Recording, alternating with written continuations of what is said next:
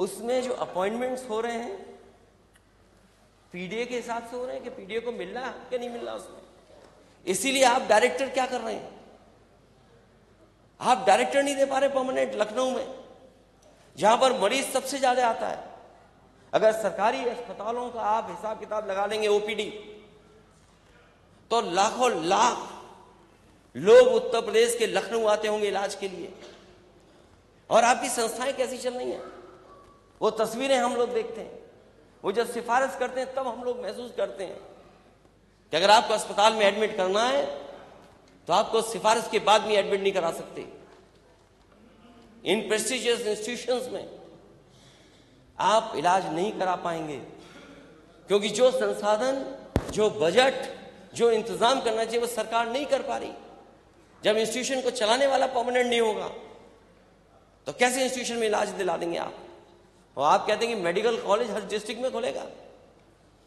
आपका कोई भी मेडिकल कॉलेज नहीं चल पा रहा है मानक के हिसाब से।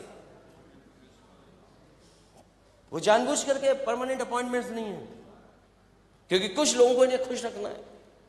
हमें कोई शिकायत नहीं है कि दूसरे प्रदेश के लोग आए नौकरी करें, लेकिन अध्यक्ष महोदय ये कैसे हो सकता है कि एक ही दो इंस्टीट्यूशन के सब आ जाए वहां नौकरी करने? जो मेडिकल कॉलेजेस बन रहे हैं, one district one medical college, क्या उसमें अपॉइंटमेंट्स पूरे हैं? क्या इलाज पूरा मिल रहा है? और जो अब मशीनें बिल्कुल ऑब्सोलीट हो गई हैं, क्या उन पर डॉक्टर्स जो इलाज करना चाहिए वो कर पाएंगे? जो लोग कहते हैं कि जीरो टॉलरेंस है,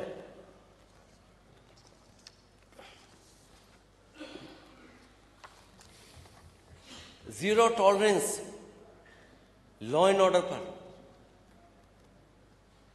फिर महिलाओं के ऊपर सबसे ज्यादा अपराध क्यों, सबसे ज्यादा घटनाएं उनके ऊपर क्यों, देश में सबसे ऊपर उत्तर प्रदेश क्यों? योगी आप कहते हैं कि महिलाओं बहन बेटियों के साथ उनके राज में छेड़खानी रेप नहीं होता, दुष्कर्मी अगले चौराहे पर मार गिराए जाते हैं। बीएचयू में एक बहन के साथ क्या हुआ, कोई आज के समय पे कल्पना नहीं कर सकता। एक बेटी और बहन के साथ क्या हुआ। जो लोग पकड़े गए हैं वो तीनों के तीनों भारतीय जनता पार्टी के आईटी सेल के मेंबर हैं। वो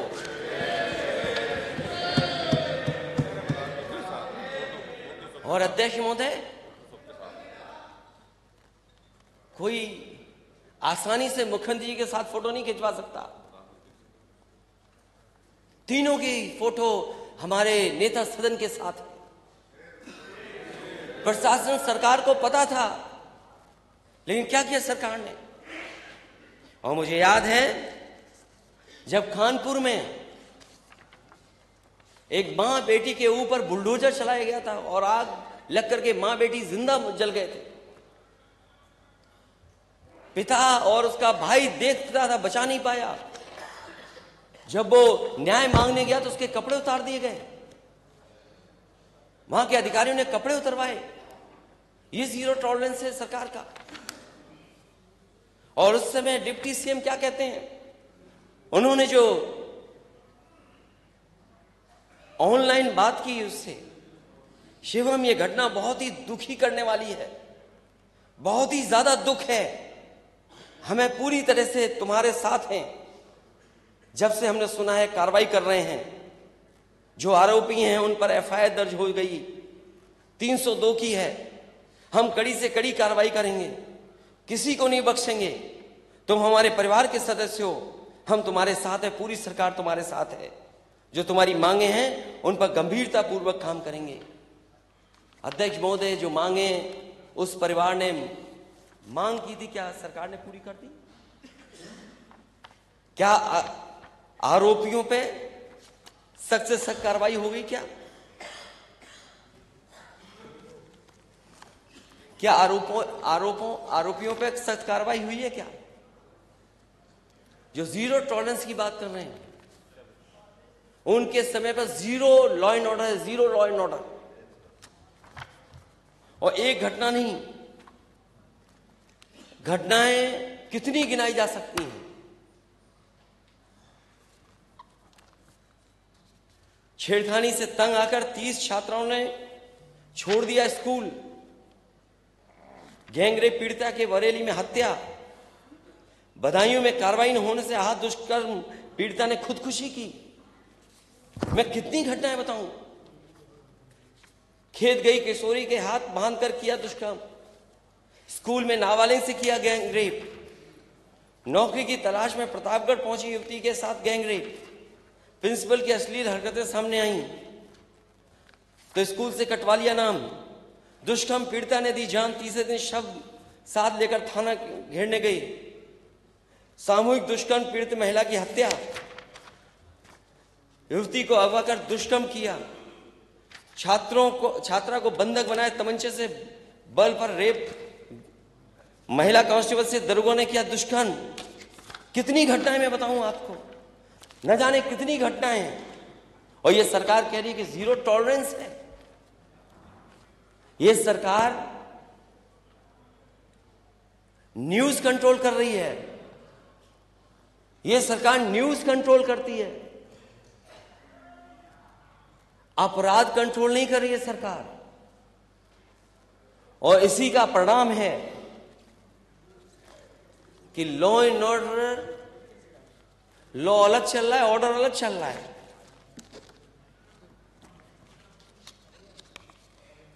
और जहां भाजपा के नेता शामिल हैं, भाजपा सरकार, महिला नेता ने अपनी ही पार्टी के पदाधिकारी को लात घूंसों से पीटा। बीजेपी नेता को महिलाओं ने दौड़ा दौड़ा कर चप्पलों से पीटा। पुलिस कर्मियों ने भाजपा नेता की लगाई पिटाई। धरने पे बैठे नेता। एसपी ने 4 लोगों को सस्पेंड किया। यह है लॉ एंड ऑर्डर आपका। और सबसे बेहतर जो रिस्पांस सिस्टम था, उस रिस्पांस सिस्टम को बर्बाद अगर किसी ने किया तो इस सरकार ने बर्बाद किया। इस सरकार ने बर्बाद कर दिया, पहले नाम बदल करके और उसके अब काम करने के तरीके से। अब तो लोग घबराते हैं कि 100 नंबर अगर मिलाएं, 112 मिला दिया तो वो वसूलने आ जाएंगे। अब मदद नहीं हो रही है, उससे पैसा वसूला जा रहा है। और सुनने में तो यहां तक आ रहा है कि जो फोन कर करके रिस्पांस सिस्टम पे अपनी शिकायत करता है, उससे भी पैसा वसूल ले रही है पुलिस, और उसको पकड़ करके थाने में बैठा दे रहे हैं। ये कहां का जीरो टॉलरेंस है आपका? ये जीरो टॉलरेंस आपका जीरो हो गया है। और आज की खबर तो आपने पढ़ी होगी गोरखपुर की।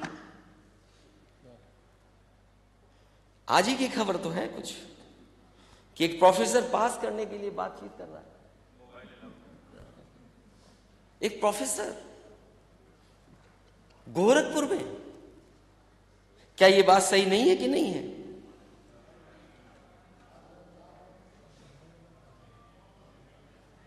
क्या यह बात सही नहीं है कि गोरखपुर में, और केवल एक जगह की बात नहीं है, जो घटना इलाहाबाद में हुई, कपड़े उतार करके बताओ, टीचिंग स्टाफ स्टूडेंट्स के कपड़े उतारेगा?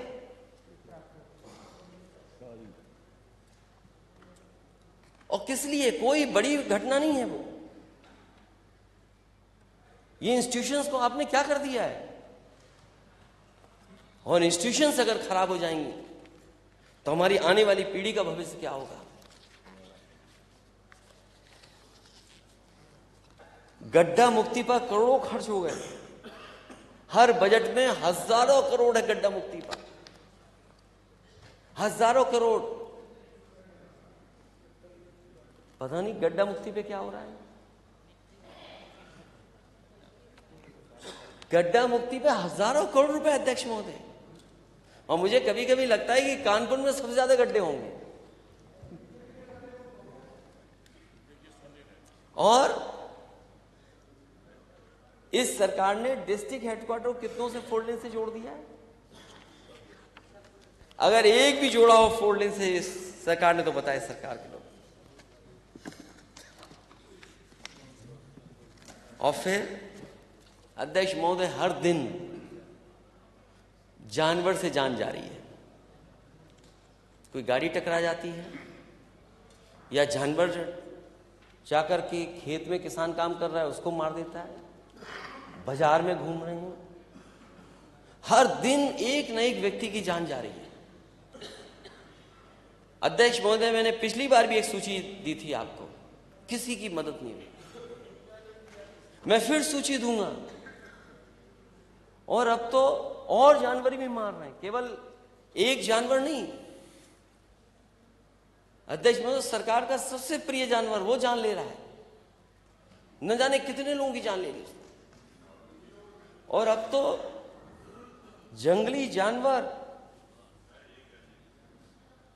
शेर, हाथी, टाइगर, ये लोगों को मार रहे हैं। बुलदार। आगे सरकार कर क्या रही है?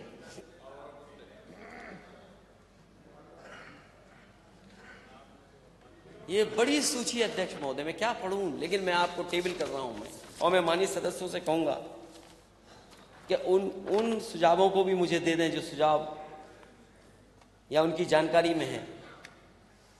बजट पर बोल लीजिएगा। वो बजट में जरूर बोलूंगा मैं। धन्यवाद। एक जो सरकार हमेशा बताती है,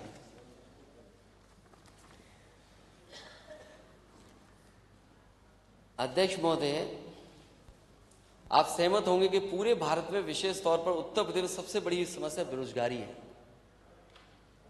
हमारा नौजवान बेरोजगारी के कारण हताश और लाचार हो गया है।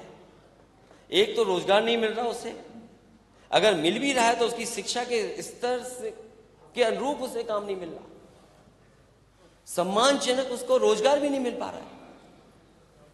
डिलीवरी बॉय बन जाना कोई नौकरी है, कोई रोजगार है उसका। और सरकार हमेशा अनएम्प्लॉयमेंट रेट और एम्प्लॉयमेंट रेट में हमें उलझा के रखती है। आप उलझो नहीं अब कि अनएम्प्लॉयमेंट रेट क्या है, एम्प्लॉयमेंट रेट क्या है। अध्यक्ष महोदय, मुझे उम्मीद है कि जब नेता सदन ये बात कहें तो हम सब माननीय सदस्यों को कम से कम ये बताएं कि अनएम्प्लॉयमेंट रेट क्या है और एम्प्लॉयमेंट रेट क्या है, और सरकार ये आंकड़ा क्यों पेश करती है जिससे सरकार बचना चाहती है। 90% से ज्यादा पढ़ने लिखने वाला नौजवान यहां पर बेरोजगार है। सरकार कहती है कि 1 डिस्ट्रिक्ट 1 प्रोडक्ट इनके एक सबसे बड़ी योजना है, बजट में ले लीजिएगा उसको। और जिसका ये उदाहरण देते हैं कि एक्सपोर्ट में न जाने कितना उससे लाभ हुआ है सरकार को। लेकिन सरकार ये कभी नहीं बताती है कि 1 डिस्ट्रिक्ट 1 प्रोडक्ट, तो जो 1 डिस्ट्रिक्ट में एक प्रोडक्ट के लिए बजट क्या दिया आपने, अभी बताएं। आपने आखिरकार बजट क्या दिया है? और ये पहली बार अध्यक्ष महोदय मैं नहीं पूछ रहा हूं, हर बार पूछा मैंने कि बजट क्या दिया है। सरकार बताए कि इत्र के लिए क्या दिया है। 1 डिस्ट्रिक्ट 1 प्रोडक्ट में तो क्या आपने दिया है उसके लिए बजट? ये सहारनपुर लकड़ी की कारीगरी के लिए और वहां की हौजरी का कार्य, जो लाखों लाख लोग जुड़े हैं। और केवल एक जिला नहीं, अगर हम बिजनौर का देखें, चाहे वो हमारे कंघी बनाने वाले लोग हों, चाहे हमारे, और पीतल का एक्सपोर्ट भी होता है, ऐसे बहुत सारे सरकार ने आइडेंटिफाई किए हर डिस्ट्रिक्ट का 1 प्रोडक्ट या 2 प्रोडक्ट। तो सरकार बताए कि उस प्रोडक्ट के लिए ये बजट रखा है आपने, जिसकी वजह से ये लाभ मिला है। और फिर आप 1 डिस्ट्रिक्ट 1 प्रोडक्ट को प्रमोट करना चाहते हैं, लेकिन ये छापा क्यों मार रहे हैं जीएसटी वाले? ये जीएसटी वाले छापा क्यों मार रहे हैं? क्या आपने जानबूझ करके उन्हें भेजा है कि छापा मारिए जिससे कारोबार और बंद हो जाए? तो इस पे बजट पर बोल लीजिएगा नेता प्रतिपक्ष, मेरा रिक्वेस्ट। सरकार बहुत चिंतित रहती है ट्रैफिक को लेकर के। आपने कहा कोई शहर नहीं बचा है जिस शहर में जाम न लगता हो। सरकार बताए कि इन शहरों को जाम से बचाने के लिए क्या है। हालांकि अध्यक्ष महोदय, मैं आपका कहना मानूंगा, केवल महंगाई पे बोल करके मैं अपनी बात खत्म करूंगा। Thank you. हालांकि बिंदु और भी हैं, सब पे टैग है मेरा इस बार। उसके बाद फिर ये सरकार महंगाई को रोकने के लिए क्या कर रही है? सरकार किसान की आय दोगुनी हुई नहीं, नौजवानों को नौकरी रोजगार मिला नहीं।